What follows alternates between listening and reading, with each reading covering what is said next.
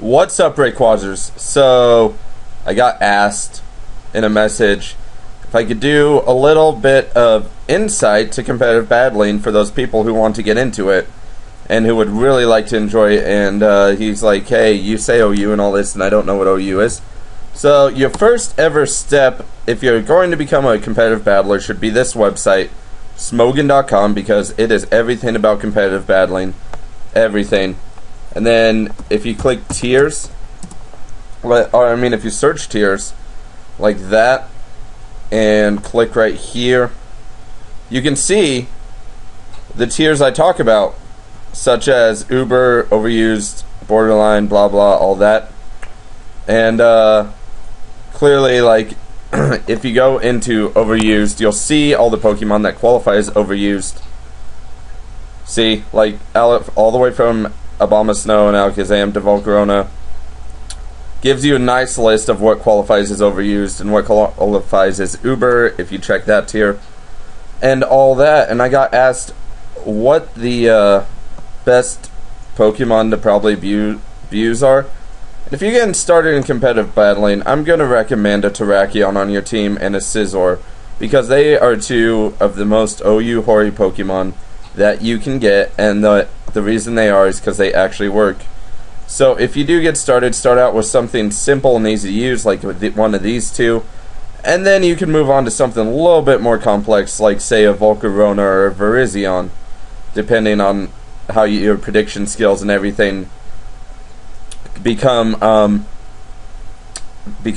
advanced. Alakazam's pretty easy to use too. It's a pretty standard attacking thing. But yeah, like I said, if you're going to just start out in competitive battling, start with probably OU, because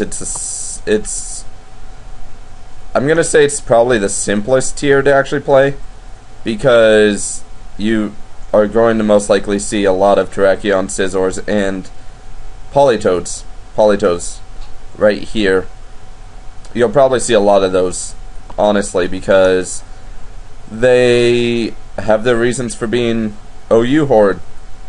Like Abomasnow, it's OU because it got enough usage, but I'm not really sure how it got enough usage, because I never see Abomasnow. But that's me.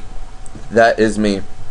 But right here, smogan.com, go type in tiers to the search bar, search, and click on the tiers, and you can go find out what's OU and what's not. And Smogan nicely breaks it down into different tiers.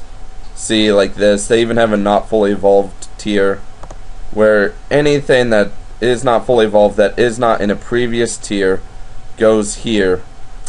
But, you know, sometimes you see some stuff that is in a previous tier. Like, I swore Bayleaf was in a previous tier, but maybe not. No strategy found. Yeah, so there is an NFE tier. I imagine NFE tier is probably going to be a lot of, you know, whoring the Eviolite and all that for a good portion of it, honestly. And that's pretty much all you need to know on getting started on competitive battling. Now, when I say prediction skills and team building skills, that's something you kind of have to develop on your own, because really it's kind of hard to explain just basically how to predict and how to go ahead and build a great team. What can help you with prediction skills, however, is watching not just my videos, other battlers' videos and all that. Watch how they do. They usually explain the thought processes, which I usually try and make sure I do. I don't always, but I try and explain my thought process a good majority of the time.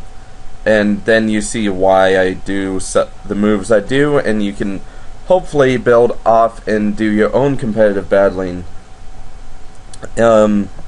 And yeah, you know, sometimes moveset of the week, those things you might not want to actually try out for sure until you're really comfortable into the competitive battling scene. I mean, like, watch them, because I do try and do my best to research good moves for you guys, a good moveset, so that you guys can enjoy it. And the fun battles, honestly, aren't competitive, but like right here, this is a pretty good match. I recommend you checking it out, because it is a good match. Both battlers are very skilled. It's me, of course, but it's guest narrated by Bestow5000, and he explains what he thinks my thought process is. Which, that's another good thing. Like, you can also watch guest narrations of people's stuff, and they might, like, the guest narrator sometimes might provide a little more insight than the usual standard. But that is pretty much all you need to know about competitive battling. Biggest advice I have for you is practice, practice, practice, because practice makes perfect. Because honestly, like, I used to not be as good as I am now, and I'm not being cocky or anything, but I am pretty good. And this is just me going by what you, my subscribers, have told me, and what people on Facebook that I've faced have told me, and they're like, wow, you're really good, and all that.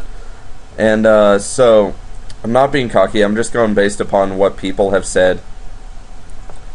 And basically, yeah, best advice I have, practice competitive battling. You may lose a lot in your first couple of matches, but I find you learn more from your failures than your success anyway. So yeah, comment, like, and sub if you haven't already, and if you are checking this out as a random person, definitely make sure to hit that subscriber button, because I do different things, and I'm always open to suggestions of stuff I can do for my subscribers and all that. And like I mentioned, as you can see, as of recording this video, I'm at 352 subscribers. Now, when you're watching this, it may be more or less, who knows, because my subscribers fluctuate. Blah, blah, blah. Keep the, yeah. Sorry, message thing. Anyway, my subscribers do tend to fluctuate up and down. Usually up, though. It hasn't been too much of a down fluctuate. And, as I mentioned, at 500 subscribers, I'll be doing a Feature Friday thing where you guys are able to go ahead and submit your videos so you can get more well known. And that's pretty much gonna be it. So, see you guys.